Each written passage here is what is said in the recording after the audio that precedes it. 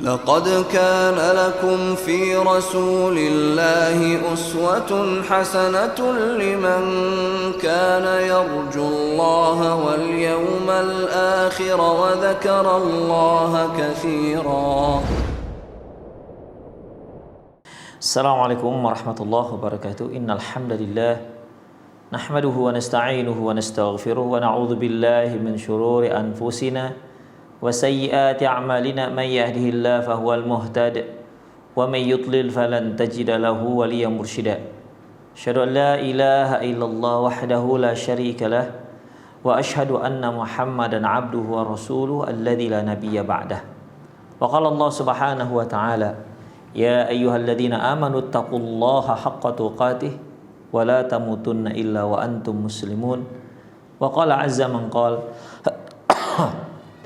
ya ayyuhalladzina amanu taqullaha wa qulu qawlan sadida yuslih lakum a'malakum wa yaghfir lakum dhunubakum wa may yuti'illaha wa rasulahu faqad faza fawzan 'azima.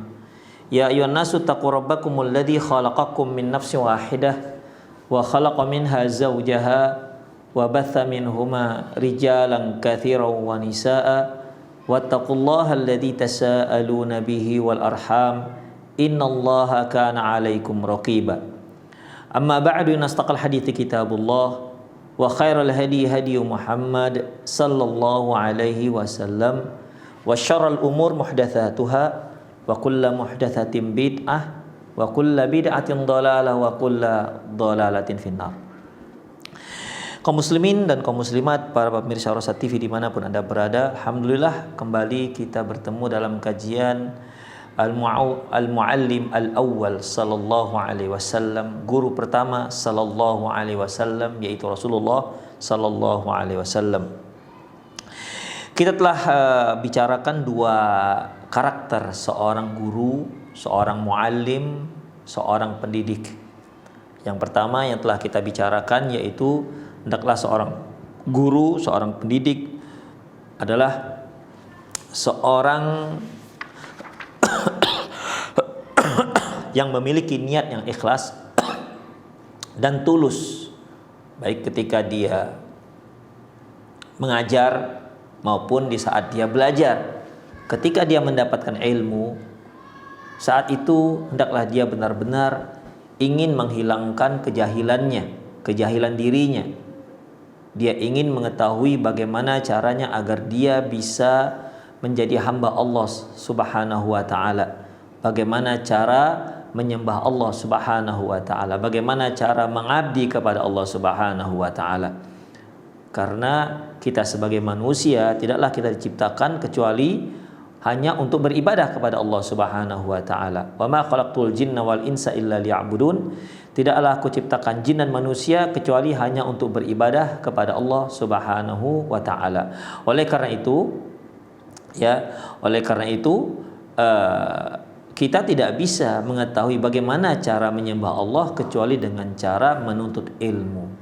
Jadi benar-benar hanya ingin mendapatkan ridho Allah, hanya ingin agar kita bisa menempatkan diri kita sebagai orang, sebagai manusia, sebagai hamba Allah Subhanahu wa ta'ala yang sejati.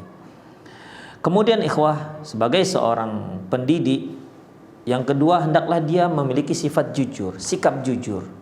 Ya, hendaklah dia memiliki sikap jujur. Jangan sampai dia suka berdusta. Ya, jangan sampai dia suka berdusta. Karena kejujuran ini sangat penting sekali bagi seorang guru agar murid-muridnya bisa percaya dengan dia. Ya. Agar murid-muridnya bisa mempercayainya. Jangan sampai murid mendapatkan memergoki bahwasanya gurunya telah berbuat dusta, telah membohongi murid-muridnya. Jika seorang murid melihat gurunya seperti itu, otomatis dia kehilangan kepercayaan terhadap gurunya tersebut.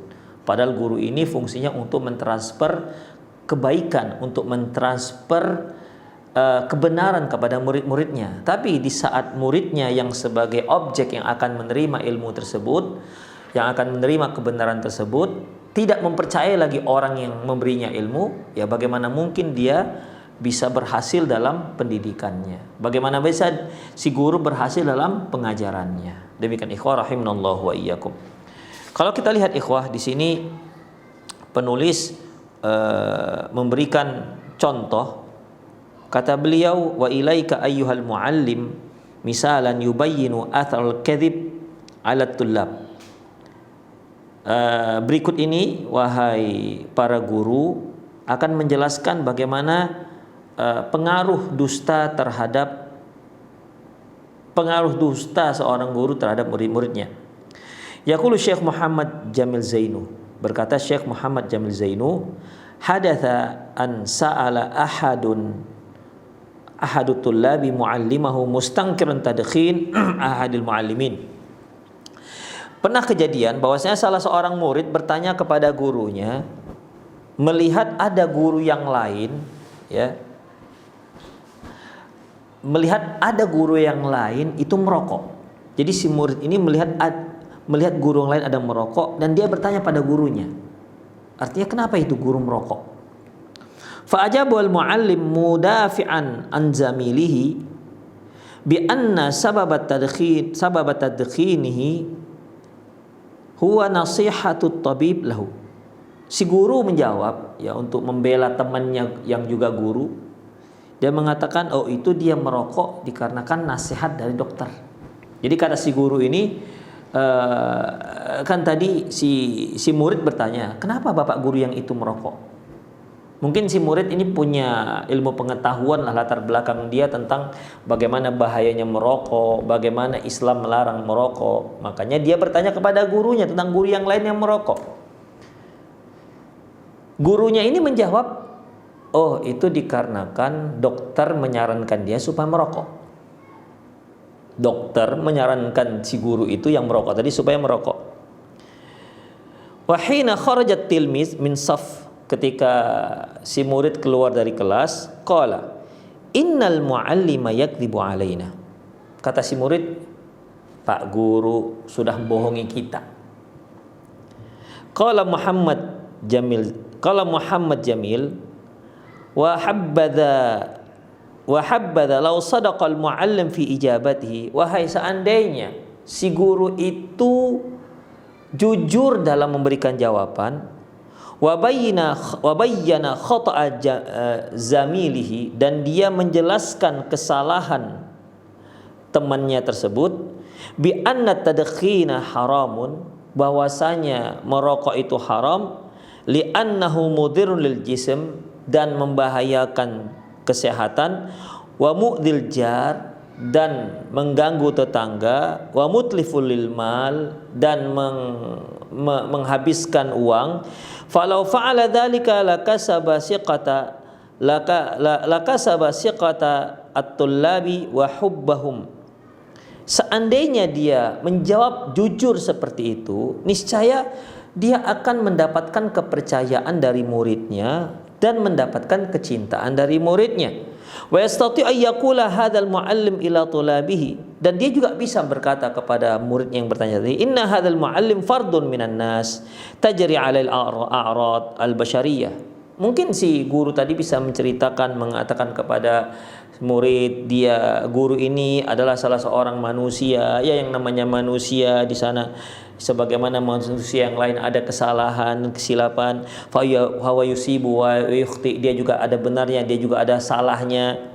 Ya, demikian. Artinya kalaupun dia agak membela sang guru yang merokok, ya, dia hanya bilang dalam masalah ini, ya namanya juga guru juga manusia juga ada salahnya. Hanya bisa seperti itu. Tapi mengatakan bahwasanya dokter menyarankan kepada dia supaya dia merokok, ini ikhwah jelas penipuan.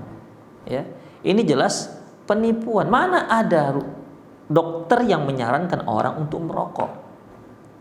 Demikian. Memang tujuannya untuk membela temannya yang juga guru, tapi pembelaan ini dengan cara berdusta tidak dibolehkan. Ya, pembelaan dengan cara berdusta tidak dibolehkan. Yang ini akan menghilangkan kepercayaan sang murid pada gurunya. Demikian ikhwah rahimanallahu wa iyyakum. Jadi kalau si Kalau si guru menjelaskan bagaimana bahaya merokok, bagaimana bisa mengakibatkan, bisa membahayakan kesehatan, bahkan bisa mengganggu orang lain. Kemudian dia katakan, ya dia juga seorang manusia, ada kesalahan, disitulah kekurangannya. Itu akan lebih bisa diterima oleh si murid yang bertanya. Tapi kalau dia katakan karena dokter telah menasihati dia supaya merokok, tidak ada seorang dokter punya menasihati agar seseorang itu merokok. Para dokter semua sepakat bahwasanya merokok itu membahayakan kesehatan. Demikian ikhwah. Tanpa terkecuali semua para dokter mengatakan merokok itu membahayakan kesehatan. Demikian ikhwah. Makanya kalau ada yang membela temannya gara-gara dengan alasan karena dokter menyuruhnya, ya nggak akan ada seorang pun yang akan percaya. Demikian ikhwah. Oleh karena itu penting sekali bagi seorang guru untuk jujur, ya, tidak boleh berdusta, ya, tidak boleh berdusta. An khulasa as-sidqu najatul lil muallim fid dunya wal akhirah. Bahwasanya kejujuran itu dapat membawa kesuksesan bagi seorang guru di dunia dan di akhirat. Al-kidbu 'ala tullab a'iqun anit talaqqi wa faqidun lithiqati. Bahwasanya mendustai murid, ya. Mendustai murid ini dapat menghalangi, ya, dapat menghalangi si murid untuk mendapatkan ilmu. Ya gimana tidak? Dia tidak percaya dengan gurunya. Wa faqidul istiqatin, tak percaya lagi dengan gurunya. Al-kidbu atharuhu yata'adda ilal mujtama. Dusta itu pengaruhnya ya terhadap masyarakat. Wala yaktisru ala muntahilahu. Ya, bukan hanya pada orang yang didustai. Jadi ikhwah, kedustaan itu menjadi bisa meresahkan masyarakat. Ya, orang yang suka berdusta itu bisa meresahkan masyarakat. Demikian ikhwah. Oleh karena itu dalam masalah ini, ya, karakter seorang guru yang kedua, hendaklah mereka menjadi seorang yang jujur, jangan berbohong. Ya. Ikhwah rahimanallahu wa iyyakum, jangankan kita sebagai seorang guru, kita sebagai seorang yang bukan guru saja sangat perlu dengan kejujuran. Ya. Dalam kehidupan kita sehari-hari, siapapun kita sebagai seorang anak, kita sebagai seorang teman, kita sebagai seorang suami, kita sebagai seorang istri, kita sebagai seorang pemimpin masyarakat, kita sebagai seorang public figure. Dalam masalah ini ikhwah, ya, dalam masalah ini kehidupan kita itu perlu kejujuran. Rusaknya masyarakat ini dikarenakan hilangnya sifat jujur. Seringnya orang-orang berdusta. Berdusta sudah tidak lagi merupakan satu hal yang aib. Berdusta satu hal yang biasa kita dapati. Demikian ikhwah. Makanya kalau seandainya masyarakat sudah berbudaya berdusta, maka akan sulit untuk mempercayai setiap perkataan-perkataan. Demikian ikhwah rahimanallahu wa iyyakum. Ya, semua orang akan saling mencurigai. Kenapa? Karena sudah dikenal sebagai orang yang pendusta. Atau di masyarakat itu sudah sulit untuk mencari orang yang bisa dipercaya untuk memegang amanahnya. Demikian ikhwah. Ya, jadi masalah dusta ini, kejujuran ini bukan hanya seorang guru, siapapun posisinya. Bahkan walaupun dia sebagai seorang pegawai bawahan, itu perlu kejujuran. Ya, perlu kejujuran. Demikian ikhwah. Karena seorang atasan hanya akan bisa tenang ketika, ya, seorang atasan hanya bisa tenang ketika bawahannya itu jujur. Kalau tidak, dia tidak akan tenang dengan pekerjaan-pekerjaan yang dilakukan oleh bawahannya. Demikian ikhwah. Karakter yang ketiga yang seharusnya dimiliki oleh seorang guru yaitu mutabaqatul qauli bil amal. Kecocokan antara ucapan dan perbuatan. Artinya apa yang diucapkan juga sama persis seperti apa yang dilakukan. Jangan sampai dia berbicara ini dilarang, sementara perbuatannya menyatakan seperti dilakukan, dibolehkan. Jadi ucapan selalu bertentangan dengan perbuatan, ikhwah. Ini satu perkara yang memang dibenci oleh Allah Subhanahu wa taala. Dia mengatakan ini dilarang tapi dia sendiri melakukan. Dia mengatakan ini diwajibkan tapi dia sendiri tidak melakukan. Demikian. Apalagi kita berposisi sebagai seorang guru. Ketika kita katakan kepada anak-anak, misalnya, anak jangan makan pakai tangan kiri, kita sendiri makan pakai tangan kiri. Demikian. Kita mengatakan pada anak-anak, nak kita harus kalau mendengar azan kita harus bergegas datang ke masjid. Ternyata si guru yang bilang itu selalu masbuk di saf terakhir. Bagaimana mungkin si guru bisa mendapatkan kepercayaan dari anak-anak muridnya? Demikian ikhwah. Seorang ayah dan seorang ibu juga seperti itu. Ya. Ketika seorang ibu misalnya atau ketika seorang ayah melarang anaknya tidur pagi, tapi ternyata si ayah sering tidur pagi. Ketika si ayah melarang anaknya jangan nonton TV, padahal si ayah sendiri yang paling sering nonton TV. Ini ikhwah, ya, satu hal yang ganjil yang tidak akan bisa diterima oleh siapapun muridnya. Bahkan anak kita sekalipun, ya. Bahkan anak kita sekalipun. Kalau ada seorang ibu mengatakan, nak kamu jangan pegang HP saja dong misalnya. Sementara si anak melihat ibunya asik pegang HP saja. Nah, ini akan muncul ikhwah ketidakselarasan di hati seorang anak. Walaupun dia mungkin gak pandai protes pada ibunya atau ayahnya, tapi dalam hatinya akan muncul protes-protes seperti itu yang tidak bisa dia ungkapkan. Dia berkata dalam hatinya, ini Umi ini gimana sih? Dia katakan nggak boleh main HP, tapi ternyata dia sendiri yang main HP, gitu-gitu ikhwah. Ya jangankan kita aja ya, kita semua mungkin kita yang sudah lanjut usia atau yang sudah dewasa kan pernah menjadi seorang murid. Tapi bagaimana sikap kita? Apa kata hati kita ketika ada seorang guru yang dia berkata lantas dia sendiri yang melanggar perkataannya? Tentu kita punya komentar dalam hati walaupun kita tidak sampaikan kepada guru kita. Demikian ikhwah rahimallahu ya. Baik. Qala ta'ala, Allah Subhanahu wa ta'ala firman, ya ayyuhalladzina amanu lima taquluna ma la taf'alun. Wahai orang-orang yang beriman, lima taquluna ma la taf'alun. Mengapa engkau mengucapkan apa yang tidak kamu lakukan? Kabura maqatan 'indallahi an taqulu ma la taf'alun. Sungguh besar murka Allah, ya, kalau engkau mengucapkan apa yang tidak kamu lakukan, yaitu surah Shaf ayat 2 dan 3. Ai lima taqulunal khair wa tahutsuna alaik. Artinya, kenapa kalian berbicara mengatakan yang baik dan kalian mendorong orang-orang untuk berbuat baik? Wa rubbama tamaddahtum bihi. Bahkan terkadang kalian memuji perbuatan tersebut, wa antum la taf'aluna. Sementara kalian sendiri tidak melakukannya. Kenapa? Misalnya dia seorang guru mengatakan, ayo sedekah merupakan salah satu syariat kita, mari kita bersedekah karena pahalanya begini dan begini dan begini. Ternyata jamaahnya melihat dia sendiri tidak ada bersedekah. Menceritakan seorang ustadz menceritakan keutamaan bagaimana sedekah, dia sendiri tidak bersedekah. Seorang muslimah, seorang muallimah, seorang guru perempuan mengajarkan kepada murid-muridnya jangan sampai bersentuhan dengan yang tidak mahram, tidak boleh berjabat tangan, tapi dia sendiri berjabat tangan.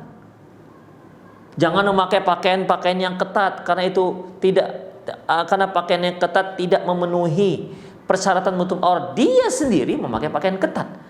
Otomatis murid akan berkomentar miring terhadap ini guru gimana sih? Dia katakan nggak boleh, dia sendiri nggak lihat dirinya bahwasanya dia telah melanggar ucapannya. Demikian ikhwah. Wa tanhauna 'anil syarr. Kalian melarang orang berbuat buruk. Wa rubbama nazahtum anfusakum anhu. Dan terkadang kalian merasa kalian telah mengatakan kalian itu berlepas diri ataupun menjauhkan diri dari perbuatan buruk tersebut. Wa antum mutamathiluna wa tasifuna wa muttasifuna bihi. Sementara wa antum mutalawwithuna wa muttasifuna bihi, sementara kalian sendiri melakukan hal itu. Kalian larang perbuatan tersebut, sementara kalian sendiri melakukannya. Kalian larang dosa tersebut, satu dosa, kalian sendiri bergelimang dengan dosa tersebut. Tentu ini suatu hal yang tidak dibenarkan. Fahal yalikul bil mu'min hadhil halah ad-damimah. Menurut Anda, apakah layak seorang mukmin seperti ini sifatnya? Apakah layak seorang mukmin punya sifat buruk seperti ini? Am min akbaril maqtillah indallah. Am min akbaril maqti indallahi an taqulul an ayyaqula al-'abdu ma la yaf'al. Bukankah Allah sangat murka terhadap seorang hamba yang berbicara sementara dia tidak lakukan? Walihada yanbaghi lil amiri bil khair. Oleh karena itu, bagi orang yang memerintahkan, menyuruh, menghimbau orang-orang untuk berbuat baik, ayyakuna awwalun nasi mubadaran ilaihi, hendaklah dia orang yang pertama melakukannya. Ya, hendaklah dia orang pertama melakukannya.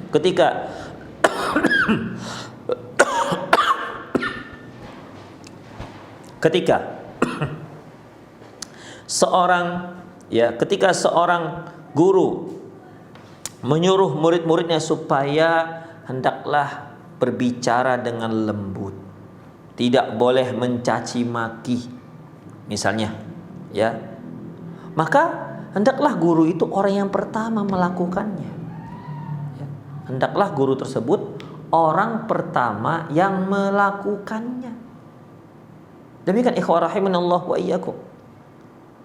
Jangan sampai dia menyuruh murid-muridnya bersikap lembut, berucap sopan, tidak boleh bersumpah serapah, tapi ternyata di saat si guru marah, ucapan-ucapan yang tak layak diucapkan seorang guru itu keluar dari lisannya.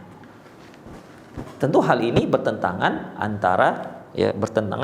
antara ucapan dan perbuatan. Wan nahi anisyar ayyakuna ab'adun nas anhu, dan mereka yang melarang orang-orang dari berbuat buruk, hendaklah dia orang yang paling jauh dari perbuatan buruk tersebut. Ya, demikian. Jadi jangan sampai ketika dia menyuruh berbuat baik, dia sendiri tidak melakukannya, tapi seharusnya dialah orang pertama melakukannya. Ketika dia melarang sebuah perbuatan mungkar, hendaklah dia orang yang tidak melakukannya, bahkan hendaklah dia menjadi orang yang paling jauh dari kemungkaran tersebut. Demikian ikhwah. Qala ta'ala, Allah Subhanahu wa ta'ala firman, atamuruna an-nasa bil birri wa tansawna anfusakum wa antum tatlunal kitab afala ta'qilun. Apakah kalian menyuruh manusia untuk berbuat baik sementara kalian sendiri melupakan diri kalian sendiri? Wa antum tatlunal kitab, sementara kalian membaca kitab. Afala ta'qilun, apakah kalian tidak bisa berfikir? Demikian ikhwah. Jadi kalau di sini Allah mengatakan pertanyaan, tapi pertanyaan ini bukan perlu jawaban. Pertanyaan tapi di dalamnya ada pengingkaran. Atamuruna an-nasa bil birri wa tansawna anfusakum ma antum tatlul kitab. Apakah kalian menyuruh orang-orang berbuat baik sementara kalian sendiri melakukannya? Kalian sendiri tidak melakukannya dan kalian membaca kitab. Afala ta'qilun, tidakkah kalian berpikir? Ini pertanyaan-pertanyaan yang mengingkari perbuatan orang yang menyuruh berbuat baik, dia sendiri tak melakukannya. Demikian ikhwah, ya. Apakah layak? Nah, demikian ikhwah. Surah Al-Baqarah ayat 44. Wa qala Syu'aib alaihissalam, berkata Syu'aib alaihissalam dalam surah Hud ayat 88, wa ma uridu an ukhalifakum ila ma anhaakum anhu, dan aku tidak ingin menyelisihi kalian dalam permasalahan yang aku larang. Artinya apa yang aku larang ya aku tidak melakukan, apa yang aku perintahkan ya aku melakukannya. Demikian ikhwah. Wa Rasuluna sallallahu alaihi wasallam kana ya'murun nasa bil khair wa huwa awwalu man ya'tih. Dan Rasul kita sallallahu alaihi wasallam adalah orang yang pertama menyuruh orang-orang untuk berbuat baik, dan beliaulah orang yang pertama yang melakukannya. Wa kana yanhahum 'anil syarri wa huwa awwalu may yajtanibuhu wa yabta'iduhu anhu. Dan beliau melarang orang-orang untuk berbuat buruk, dan beliaulah orang yang pertama yang menjauhkan diri dari perbuatan buruk tersebut. Wa hadza min kamali khuluqihi alaihi salatu wassalam. Ini menunjukkan bagaimana kesempurnaan akhlak Rasulullah sallallahu alaihi wasallam. Wala ajaba faqad kana khulqul Quran. Tapi itu bukanlah suatu hal yang mengherankan. Kenapa? Karena akhlak Rasulullah SAW adalah Al-Quran. Demikian. Ya, semua yang dilarang Al-Quran itu dijauhi oleh Rasulullah SAW. Dan semua yang diperintahkan dalam Al-Quran, Rasulullah orang yang pertama melaksanakannya, menerapkannya dalam kehidupan beliau sallallahu alaihi wasallam. Makanya ketika Aisyah radhiyallahu anha ditanya tentang bagaimana akhlaknya Rasulullah, Aisyah radhiyallahu anha menjawab, khuluqul Quran. Akhlak beliau adalah Al-Quran. Allah Subhanahu wa taala firman, wa innaka la'ala khuluqin 'adzim. Sesungguhnya engkau wahai Muhammad berada di atas jalan, di atas akhlak yang agung. Akhlak Rasulullah memang benar-benar agung, sampai disebutkan Allah Subhanahu wa taala tentang akhlak beliau. Kemudian selanjutnya mutabaqatul qaulu al-amal, yaitu adanya persesuaian, kecocokan antara ucapan dan amalan. Asra'u fi istijabati min mujarradil qaul bil mufradi. Beliau adalah orang yang paling asra'u fi istijabati min mujarradil qaul bi mufradihi, yatabayyan lana dzalika min khilali ardi hadzal hadas alladhi waqa'a li Nabi sallallahu wal muslimin ma'ahu fi qissatul Hudaybiyah. Beliau adalah orang yang paling melaksanakan ucapannya, dan ini bisa dijelaskan, dan ini bisa kita ambil faedahnya, bisa dapat kejelasannya, yaitu di saat terjadinya perjanjian Hudaybiyah antara Rasulullah sallallahu alaihi wasallam dan bersama kaum muslimun bersama dengan orang-orang kafir Quraisy pada waktu itu. Jadi ketika pada awal sebelum terjadi perjanjian Hudaybiyah, Rasulullah dan para sahabat datang untuk melakukan ibadah manasik ke Mekah. Demikian, kemudian dihalangi oleh orang-orang kufar Quraisy pada waktu itu, hingga terjadilah perjanjian. Kemudian fa indama salahal musyrikun al muslimin ala syurutin muayyanatin wa minha ayyarji al muslimuna fi ammihim hadza an makkata wa yahujjuna fi ammihimul muqbil, di mana ketika orang-orang musyrik memberikan persyaratan kepada kaum muslimin dengan suatu persyaratan di mana persyaratan tersebut disetujui oleh Rasulullah. Apa itu? Yaitu untuk tahun ini kaum muslimin tidak boleh haji, hendaklah pulang balik ke Madinah dan silakan haji di tahun depan. Itu hasil di antara hasil perjanjian. Qala Ibnu Qayyim, berkata Ibnu Qayyim, falamma faragha min qadiyatil kitab, ketika perjanjian tersebut sudah dituangkan dalam tulisan, qala Rasulullah sallallahu alaihi wasallam, Rasulullah sallallahu alaihi wasallam bersabda, kumu fanharu. Beliau katakan, berdirilah dan sembelihlah hewan-hewan kalian, summahliku, dan hendaklah kalian cukurlah rambut kalian. Itu perintah Rasulullah sallallahu alaihi wasallam kepada para sahabat rombongan, untuk melaksanakan hasil perjanjian. Jadi tahun itu Rasulullah dan para sahabat tidak bisa pergi haji, tahun depan baru boleh.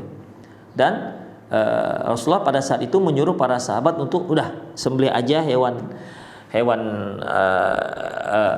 hewan kurban, kemudian cukur rambut kalian. Demikian. Fa wallahi ma qama minhum rajulun wahidun. Demi Allah tidak ada satu orang pun yang berdiri. Tidak ada seorang pun yang bangkit.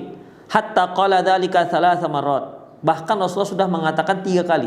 Ayo, sembelih hewan kurban kalian dan cukur kepala kalian. Sampai 3 kali tak ada seorang pun melakukannya. Falamma lam yakum minhum ahadun, ketika tak ada seorang pun yang melaksanakan perintah beliau, dakhala ala Ummi Salamah. Beliau pun masuk ke kemahnya Ummu Salamah, fadzakara laha ma laqiya minhun nas. Beliau pun menceritakan kepada Ummu Salamah bagaimana para sahabat tidak melaksanakan apa yang beliau perintahkan. Faqalat Ummu Salamah, lantas Ummu Salamah mengatakan, "Ya Rasulullah, atuhibbu dzalik?" Ya Rasulullah, apakah Anda ingin kaum muslimin melaksanakan apa yang Anda perintahkan? Caranya, ukhruj thumma la tukallimu ahadan minhum kalimatan hatta tanhara badanaka wa tad'u haliqaka fayahlikuk. Anda keluarlah dan tidak usah bicara dengan siapapun. Anda keluar dari kemah Anda, tidak usah bicara dengan siapapun, dan Anda sembelihlah hewan korban Anda ataupun unta Anda. Kemudian panggillah tukang cukur Anda agar dia mencukur rambut Anda. Udah gitu aja, nggak usah bicara. Faqam, beliau pun bangkit, fakharaja, dan keluar. Falam yukallim ahadan minhum hatta fa'ala dzalik.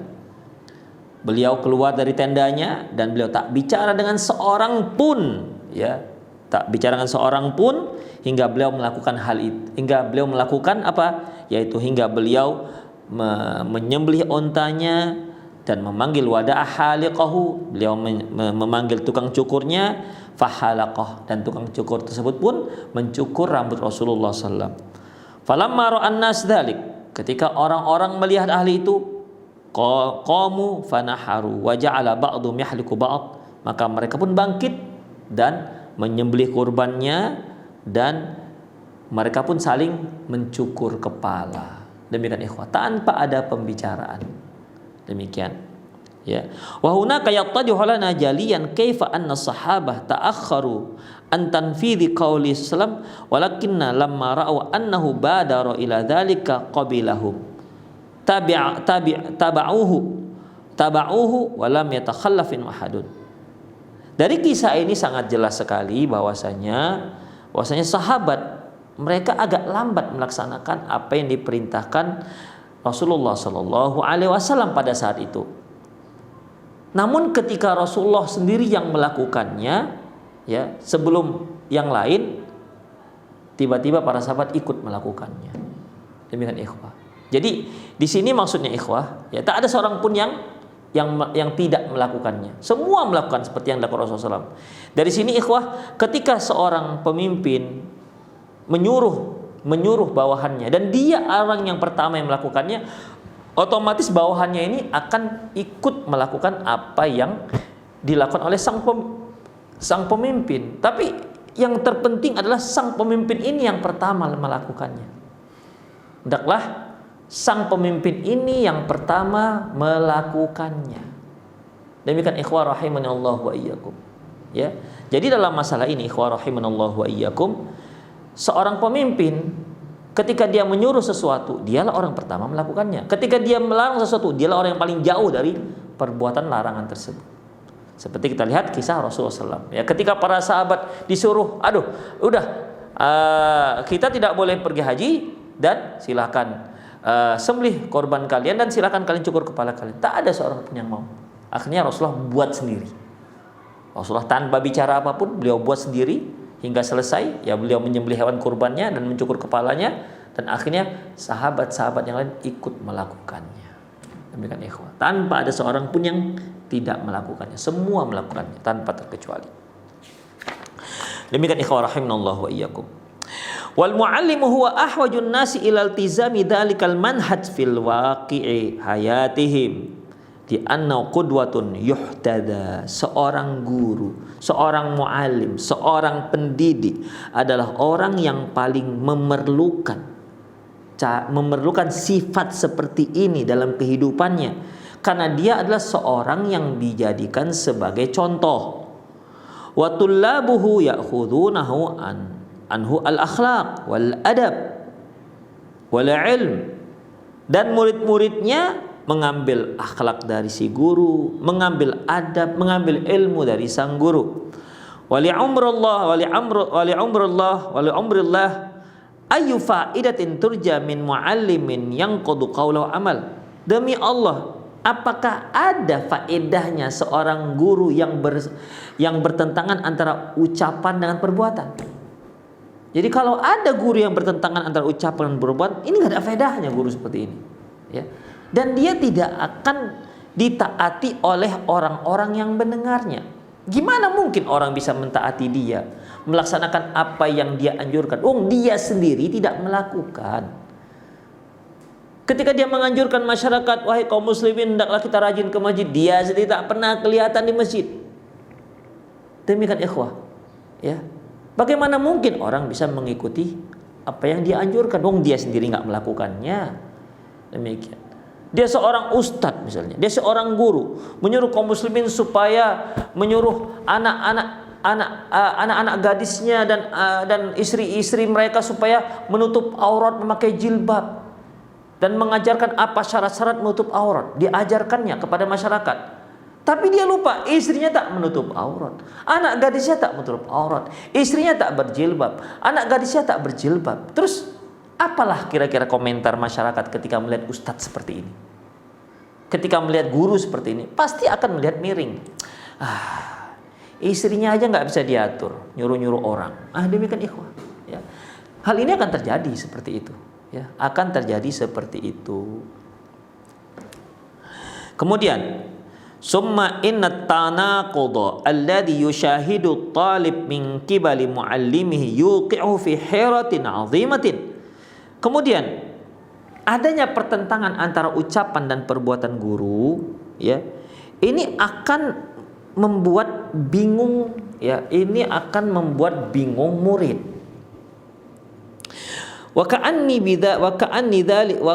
dzalika talib muhtar wa huwa yas'alu nafsahu laqad ihtartu fi amri madza af'al hal usaddiqu qawlahu an fi'lahu alladhi yunaqidu qawlahu. Seperti si murid akan bicara, ya. Aku itu bingung, kata si murid. Kenapa? Aku bingung. Apakah aku bingung apa yang harus aku lakukan? Apakah aku harus mempercayai ucapan Pak Guru, atau aku mempercayai perbuatan Pak Guru yang jelas menyelisih ucapannya? Yang mana sebenarnya mau kita ambil ini? Demikian. Jadi membuat murid-murid menjadi bingung. Sebenarnya ini masalah boleh apa tidak sih? Pak Guru tadi mengatakan boleh, ternyata dia sendiri melanggarnya. Ini sebenarnya boleh apa tidak?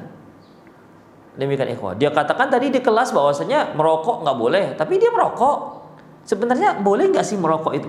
Kan bisa menimbulkan kebingungan pada murid. Kemudian wa huwa yaqulu lana al-kidhbu 'adatun sayyi'atun madhmumatun wa 'aqibatu ila khusran. Dia mengatakan bahwasanya berdusta itu merupakan kebiasaan yang buruk dan tercela dan akan membawa kerugian. Summa nasma'ahu ba'da dzalika miran yakdzibu alaina. Namun kami dengar bahwasanya dia sering berdusta. Dia katakan bahwasanya dusta itu, ya, berdusta itu adalah perbuatan yang tercela dan akan membawa kerugian. Tapi dia sering berdusta. Itu gimana sebenarnya? Demikian ikhwah. Min ajli dzalika kana nahyu syadid fi qauli ta'ala. Oleh karena itulah makanya Allah sangat melarang perbuatan seperti ini. Allah mengatakan, berfirman, kabura maqatan indallah, sungguh Allah sangat murka, ya, antaqulu ma la taf'alun, kalau engkau berbicara sementara engkau tidak mengucapkan. Fal wajibu ala murabbin wal muallimin an ayyattaqullaha falidzatil akbad fahum amanatun fi a'naqihim. Oleh karena itu wajib bagi para guru dan muallim nah bertakwa kepada Allah Subhanahu wa taala atas murid-murid mereka, karena mereka adalah amanah yang diembankan di pundak mereka. Falyahrusu ala ta'limihim ma yanfa'uhum, hendaklah mereka berupaya mengajarkan mereka apa saja yang bermanfaat untuk mereka. Wa mutabaqatu aqwalihim li a'malihim, nah hendaklah dia berupaya untuk menyesuaikan antara ucapan dan amalannya. Li anna fi dzalika tarsikhan lil ilmi alladhi ta'allamuhu min muallimihim wa murabbihim, karena fi dzalika tarsikhan lil ilm, karena hal itu bisa memantapkan ilmu seseorang, ya, memantapkan ilmu alladzi ta'allamuhu min muallimihim, ilmu yang bisa memantapkan ilmu tersebut yang mereka pelajari dari guru-guru mereka, wa murabbihim, dan para ustadz mereka. Demikian ikhwah rahimanallahu wa iyyakum, ya. Jadi dalam masalah ini tentunya kesimpulannya bahwasanya yang namanya seorang pendidik, seorang guru, seorang pengajar hendaklah sama antara ucapan dan perbuatan. Al-khulasah, kesimpulan, al-halatul dzamimatul lati yatahalla biman khalafa qaulu amal, bahwasanya satu sifat yang buruk yaitu bagi orang yang menyelisihi ucapannya, menyelisihi perbuatannya. Wa kafa bi qauli ta'ala, cukuplah firman Allah Subhanahu wa taala, kabura maqatan indallahi an taqulu ma la taf'alun, sungguh Allah sangat murka kepada orang yang ucapannya tidak sesuai dengan perbuatannya. Fa innahu fi 'idhatin wa 'ibratin liman aqil, sungguh ini merupakan pelajaran bagi orang yang berfikir. Kemudian inna mukhalafatal qawli lil amal yuqi'ut talibu fi hirati. Kemudian yang kedua yaitu adanya perbedaan antara ucapan dan perbuatan guru, ini bisa menjerumuskan membuat si murid menjadi bingung. Wa taj'alahu la yastaqiru ala hal, membuat dia enggak matang ilmunya, membuat dia menjadi bingung. Tidak tetap pada satu prinsip. Ya, karena dia sendiri bingung, ini boleh apa tidak sih begitu. Wa 'idhamul muhimmatil al-mulqatu 'alal muallimin wal murabbin, dan ini merupakan satu hal yang sangat penting, ya, harus ada pada diri seorang pendidik. Artinya harus adanya kesesuaian antara ucapan dan perbuatan. Demikian ikhwah rahimanallahu wa iyyakum. Kemudian kriteria selanjutnya yaitu al-'adl wal musawat, yaitu bersikap adil dan tidak berat sebelah. Ikhwah rahimanallahu wa iyyakum, ketika seorang dalam posisi apapun, ya, apakah dia sebagai seorang orang tua, atau dia sebagai seorang suami, atau dia sebagai seorang istri, atau dia sebagai seorang teman, maka yang namanya bersikap adil itu sangat diperlukan. Apalagi dia seorang pemimpin, apalagi dia seorang hakim yang menghukumi, yang menetapkan, yang memvonis hukum tengah-tengah masyarakat, tempat orang bertanya tentang hukum. Tentu dalam masalah ini sangat penting sekali ikhwah, ya. Dan termasuk juga seorang guru. Seorang guru juga dia harus bisa bersikap adil dan tidak berat sebelah atas setiap permasalahan yang sedang dia hadapi, ya, apakah antar murid atau apa sajalah yang memerlukan sebuah keadilan. Demikian ikhwan. Insyaallah akan kita baca di kajian akan datang. Demikian aku qouli hadza wastaghfirullah li wa lakum wa lisal muslimin innahu wal ghafurur rahim. Kita akhiri kajian kita dengan subhanakallahumma bihamdik asyhadu an la ilaha illa anta astaghfiruka wa atubu ilaih. Wa sallallahu ala nabiyina Muhammad wa ala alihi wa ashabihi ajma'in wa akhir da'wana alhamdulillahi rabbil alamin. Assalamualaikum warahmatullahi wabarakatuh.